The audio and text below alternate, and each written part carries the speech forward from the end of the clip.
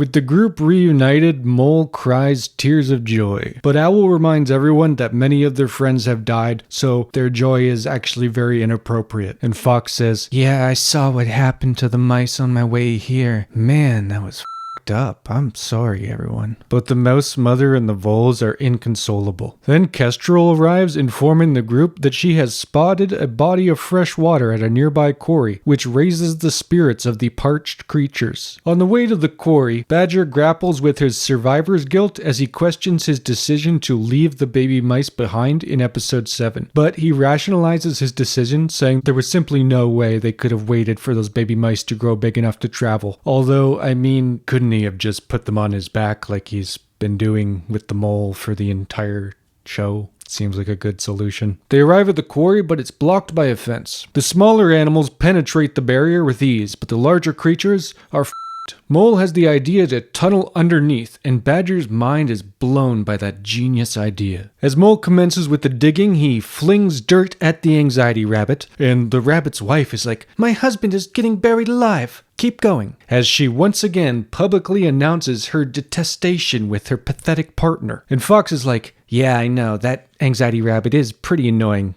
That guy sucks." And the anxiety rabbit, chest deep in the dirt, says, "Sorry everyone, I know I'm terrible." And his wife tells him to shut up, and Mole continues digging. With the construction of the subterranean passage complete, all the animals enjoying the fine luxury of the pond, except for the anxiety rabbit, as he asks his wife if she is seriously going to leave him here. She says, "Yes, traveling with you has made me grow to truly resent you. Everything you say just makes me so mad." And as their child watches this toxic interaction, the anxiety rabbit says, "Leave me here then. I know when I'm not wanted." And his wife is like, "Okay, peace." And she dips, leaving him to die. The animals frolic about in the water as they enjoy a rare moment of peace and joy. Then a heron introduces himself. He says his name is Whistler because one time he was shot, leaving a hole in his wing, and now when he flies, it makes a whistling sound. Then the heron proves it by flying around, which frightens Mrs. Hedgehog, causing her to fall in the pond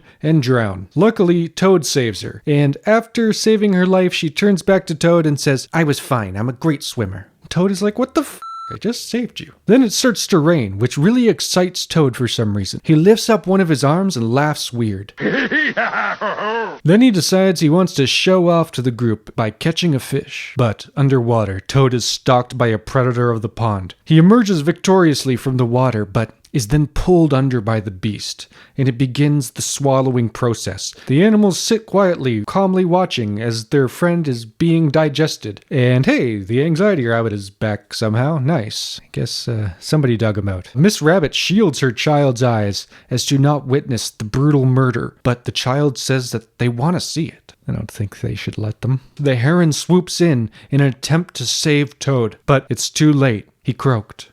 Luckily, Weasel has extensive medical training. She hoists him up by his ankles and aggressively shakes him back to life. Toad demands for some reason that the gasping fish be saved, and the heron returns the fish to the water. And Fox says, "Before we started this journey, we were all strangers, coexisting in the same forest. We either avoided each other or hunted each other, and now this journey has proved that any differences that we have can be overcome through mutual respect." Except for Anxiety Rabbit. That guy's a loser. Then the heron joins the group. He and Vixen are officially sworn in as they recite the Oath of Protection. The group carries on and all is well until Kestrel swoops in and says, "Holy f***, you all walked right into the middle of a pheasant shoot. Run for your lives!" The animals take shelter as the thunderous boom of the hunter's weapon rains death from the sky. One of the rabbit children panics and hops out of the bush and is swiftly murdered, and the sadistic hunter claims his kill. The heartbroken, devastated mother